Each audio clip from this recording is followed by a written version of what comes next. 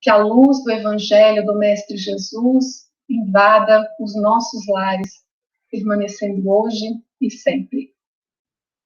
Então, nesse mês, no nosso estudo metódico de O Evangelho segundo o Espiritismo, nós estamos estudando o capítulo 6, o Cristo Consolador. Então, nós já vimos neste capítulo, neste mês, que Jesus falou a um povo muito sofrido, subjugado, mas ele trouxe o consolo de um jugo leve. Então, Jesus usou, portanto, uma figura muito forte para aquele povo, muito significativa para aquele povo judeu, né? Deixando aí para a humanidade um grande ensinamento, que aquele que sofre, mas que tem a fé no futuro, a confiança na justiça de Deus e que cumpre a sua lei, que é de amor e de caridade, que ele passa por aflições, mas encontra consolo e esperança. Então, nós vimos no item o jugo leve. Mas com o desenvolvimento humano, das ideias, inclusive no campo da racionalidade, fez-se necessária, então, uma melhor compreensão daquelas ideias que Jesus trouxe. Ideias aí que foram muito deturpadas, desviadas ao longo do tempo, para beneficiar conveniências e interesses de poderosos. Então, era preciso restabelecer todas as coisas.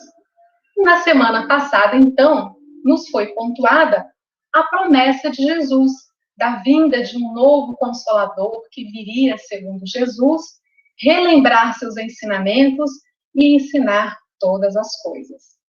E o Espiritismo vem cumprir essa promessa do Cristo.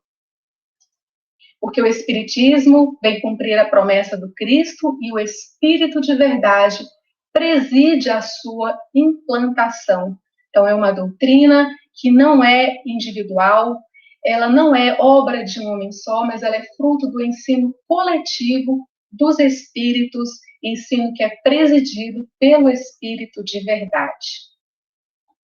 O Espírito de verdade, então, é mencionado lá no Evangelho de João, em 2 capítulos. Então, Kardec traz para o capítulo 6 de O Evangelho, Cristo Consolador, o capítulo 14, que a gente viu na semana passada. Mas lá na Gênese, Kardec vem destacar um trecho que nós vamos hoje trazer aqui para o nosso entendimento. Quando vier esse Espírito de verdade, está lá em João, capítulo 16, versículos 7 a 14. Então, a gente vai destacar só um deles. Quando vier esse Espírito de verdade, ele vos ensinará toda a verdade. Ele me glorificará, porque receberá do que está em mim e vou anunciará. Então, lá na Gênesis, no capítulo 17, no item Anunciação do Consolador, Kardec vai fazer um estudo aí bem mais profundo sobre esse tema, sobre essa vinda do Espírito de verdade. Além de mencionado no Evangelho de João, o Espírito de verdade é mencionado na codificação em diversas mensagens. Então, há diversas mensagens com a sua autoria. E também outros espíritos da codificação mencionaram o Espírito de verdade, sempre com muito respeito, com muita reverência. Por exemplo, em O Livro dos Espíritos, nas palavras iniciais, nos prolegômenos, esse Espírito também assina a mensagem.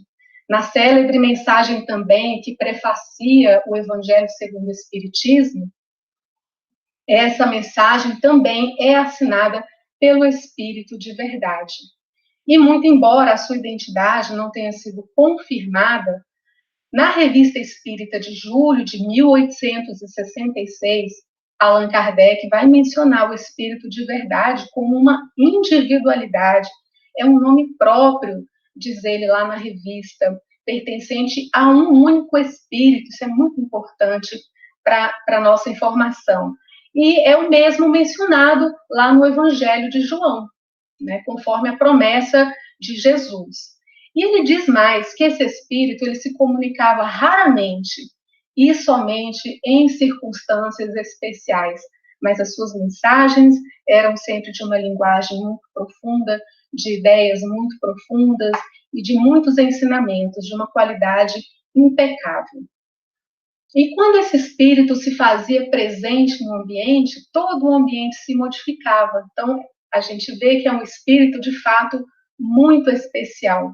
E por isso, com muita razão, a afirmação de Juvanir Borges de Souza, de que no Espiritismo, o Espírito de verdade é a própria voz do Cristo, retificando, corrigindo veredas no encontro da larga estrada da verdade.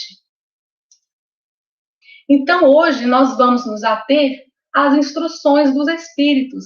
E Kardec trouxe, então, para as instruções dos Espíritos neste capítulo, 4 mensagens do Espírito de verdade. Uma de 1860, 2 de 1861 e uma de 1863. Então, vamos lá. Venham como outrora, diz lá o Espírito de verdade, aos transviados filhos de Israel, trazer-vos a verdade e dissipar as trevas. Aqui, numa clara referência ao povo judeu, no seio do qual Jesus nasceu.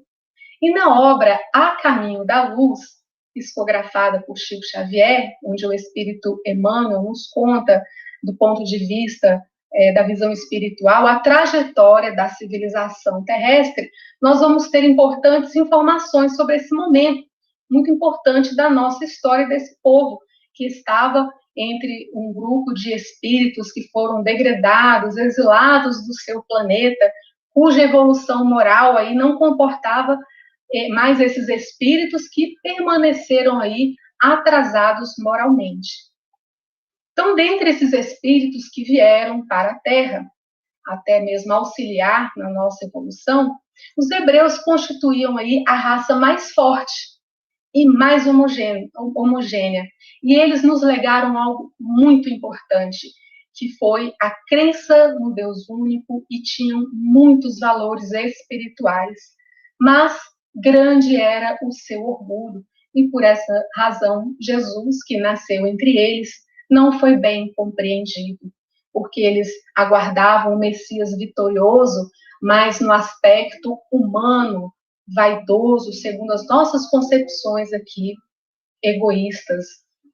Assim, segundo nos fala Emmanuel, apesar da crença fervorosa e sincera, Israel não sabia que toda a salvação tem de começar no íntimo de cada um. E aqui o recado é para nós hoje. Nós precisamos buscar dentro de nós mesmos essa verdade que vai dissipar essas trevas, as trevas que estão dentro de nós mesmos. Diz mais o Espírito de verdade: o Espiritismo deve relembrar aos incrédulos que acima deles reina a verdade imutável. Mas que verdade é essa? Os Espíritos reveladores falaram a Kardec lá em O Livro dos Espíritos sobre a lei divina, eterna, imutável, a única verdadeira para a nossa felicidade, que nos diz o que fazer e o que não fazer. E essa lei vem, então, melhor compreendida na doutrina espírita, lá no capítulo 3º de O Livro dos Espíritos, onde ela vai ser explicada nos seus vários aspectos para nossa melhor compreensão. E assim, então, é que o Espiritismo vem nos mostrar que nós estamos submetidos a esta lei, estamos sujeitos ao progresso, que a morte não existe, que a morte não é o fim, que o mundo espiritual é uma realidade e a vida corpórea para nós é uma oportunidade para a nossa melhora espiritual e moral, para o nosso crescimento, portanto. E essa verdade, ela continuou a ser descortinada, principalmente na obra extraordinária de Francisco Cândido Xavier, que nos trouxe as notícias do mundo espiritual através da sua mediunidade, nos trouxe também o aprofundamento das ideias do Evangelho, e aí nós destacamos, além de espíritos diversos, aqueles que nós mais falamos aqui nas nossas reuniões, que é Emmanuel e André Luiz. André Luiz aí com a sua série A Vida no Mundo Espiritual. Espíritas, disse o Espírito de verdade, amai-vos, este o primeiro mandamento. Instruí-vos, este o segundo. Então, aqui a célebre exortação dirigida aos espíritas, muito conhecida, inclusive, fora do meio espírita, né? E que nos remete à ideia trazida pelos espíritos sobre a completude da nossa perfeição, da nossa evolução, do nosso objetivo, que é evoluir tanto no aspecto moral quanto no aspecto intelectual. Mas nós não devemos tomar esse destaque como um privilégio, não. Nem como preferência, né? Mas como responsabilidade, como compromisso com a nossa própria consciência. Porque muitas vezes nós estudamos o Espiritismo, estudamos principalmente o Evangelho segundo o Espiritismo, e nós às vezes acreditamos que é para os outros, mas na verdade é para a nossa própria educação em primeiro lugar. Então, se a gente se lembrar de como Kardec reconhece o verdadeiro espírita, a gente vai ver que o verdadeiro espírita e o verdadeiro cristão é uma coisa só, né? E aí ele vai dizer que o verdadeiro espírita, ele é reconhecido pela sua transformação moral, pelo esforço que ele faz em se melhorar. Então, para domar aí as suas más inclinações, conforme a gente vê lá no capítulo 17 do Evangelho, capítulo 6 Perfeitos, no item Os Bons Espíritas. Aí a gente compreende melhor essa instrução do Espírito de verdade. E aí, para a gente pensar mais um pouquinho sobre isso, nós destacamos lá, nos domínios da mediunidade, André Luiz citando lá o pensamento de um benfeitor espiritual que diz o seguinte: amor e sabedoria são as asas com que faremos nosso voo definitivo no rumo da perfeita comunhão com o Pai Celestial. Muito bonito esse capítulo 13, pensamento e mediunidade. Diz mais o Espírito de verdade. Ele disse muitas coisas, a gente não vai poder ver todas, mas são todos destaques belíssimos. Venham instruir e consolar os pobres deserdados. Venho dizer-lhes que elevem a sua resignação ao nível de suas provas. Então, nós devemos aceitar, mas essa aceitação das provas, das dificuldades, não é uma atitude passiva, porque a resignação, ela é uma virtude que nos imprime energia, é uma resignação ativa daquele que espera, sim, o consolo e o auxílio, mas trabalhando em prol de si mesmo e em prol do próximo. E a esse respeito, na belíssima mensagem do Espírito Lázaro, obediência e resignação, lá nas instruções dos Espíritos, no capítulo 9, bem-aventurados os que são brandos e pacíficos, ele vai dizer que a resignação é uma força ativa, uma virtude que muito nos auxilia a sustentar aí o nosso fardo de provações, que o orgulho e a revolta nos faria deixar cair. Por quê? Porque o orgulho é um fardo pesado, que quando a gente resolve carregá-lo, a gente tem que abrir mão do resto. Então, nós precisamos deixar o fardo do orgulho e carregar o fardo das nossas provações que vão nos melhorar. Eu, o jardineiro divino, cultivo vossas almas no silêncio dos vossos pensamentos. Nós não estamos esquecidos, nos diz o Espírito de verdade. Então, que consolo saber disso, que nos nossos momentos de prece, de reflexão, nós somos acolhidos, não estamos sozinhos, mas precisamos vigiar os nossos pensamentos. Então, nesses momentos de tristeza e de aflição, buscar sempre pensar que nós não estamos sozinhos, que nós estamos sempre acompanhados por esse jardineiro divino. E mais um destaque lá de André Luiz, ele diz: e para abreviar o tormento que flagela de mil modos a consciência, é imprescindível atender à renovação mental, único meio de recuperação da harmonia. Então, cuidemos da nossa saúde mental em momentos tão difíceis.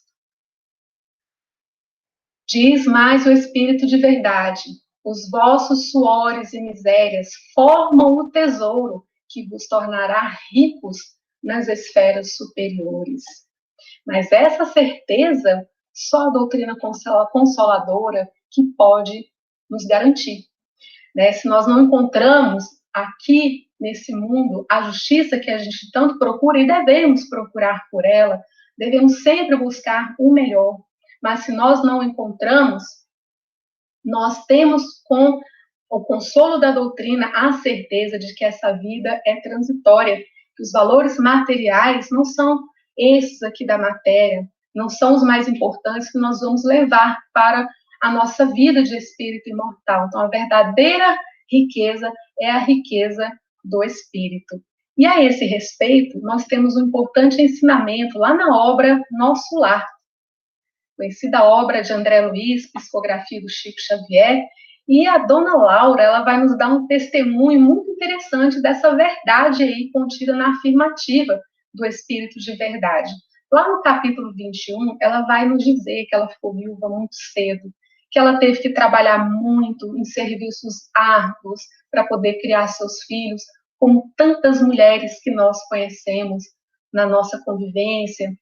E os filhos também tiveram que trabalhar muito desde cedo.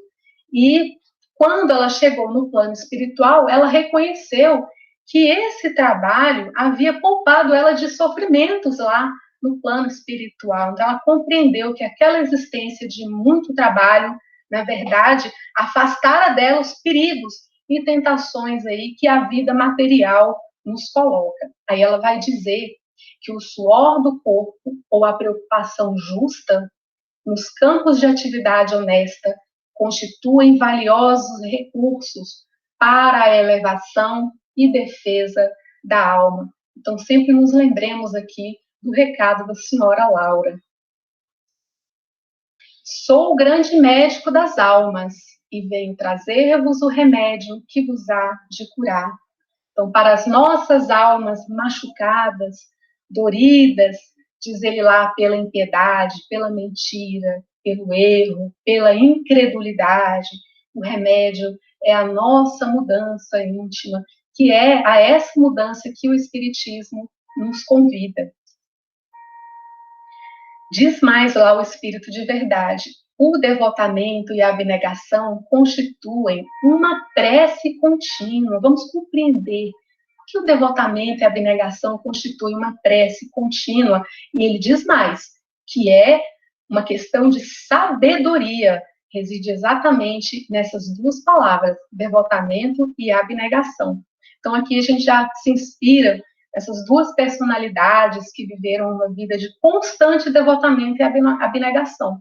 Madre Teresa de Calcutá e Francisco Cândido Xavier. Então, ao contrário dos valores do mundo, que geralmente exaltam o nosso individualismo, o egoísmo, cada um por si, o devotamento e a abnegação nos tornam verdadeiramente fortes e sábios, diz o Espírito de Verdade. Por quê? Porque essas duas virtudes vão resumir os nossos deveres, que a caridade e que a humildade nos impõem. Então, essas duas virtudes vão nos manter em constante ligação com o plano espiritual, como se em prece estivéssemos, né? E aí a gente se lembra lá no capítulo 27, Pedi obtereis, quando o Espírito Monô, ele vai dizer que uma das maneiras de orar é cumprindo os nossos deveres nas coisas mais triviais da vida. Então, a qualquer instante, fazendo o que nós tivermos que fazer, nós estaremos com devotamento e abnegação, cumprindo com o nosso dever. Mas, que é devotamento e abnegação? Qual que é a diferença, né?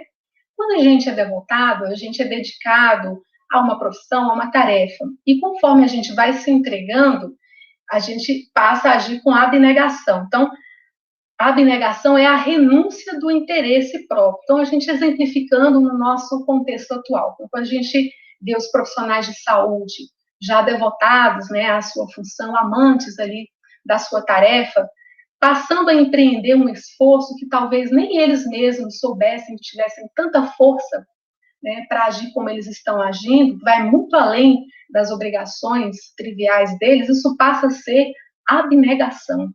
Quando a gente também se lembra dos professores que se esforçam tanto para que seus alunos não desistam de estudar nesse momento, outros levam tarefas para os alunos nas suas casas porque eles não têm acesso à internet e muitas vezes utilizando seus recursos próprios, isso é abnegação.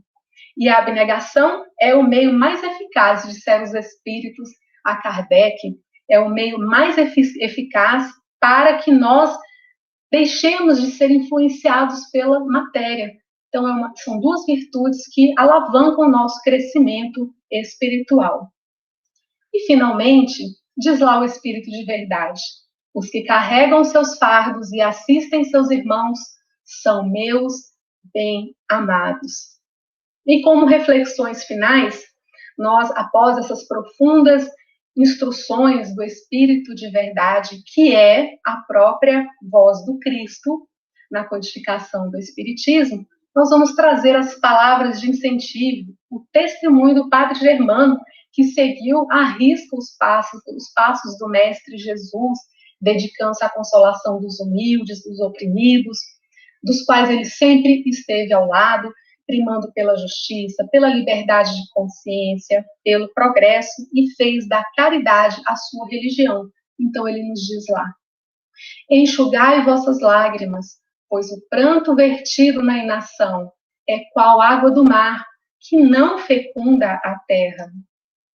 Não choreis sozinhos, mas com os aflitos, porque só assim o vosso pranto se converterá no orvalho benéfico que faz brotar flores dentre pedras. Que Jesus e a sua verdade possam sempre nos guiar.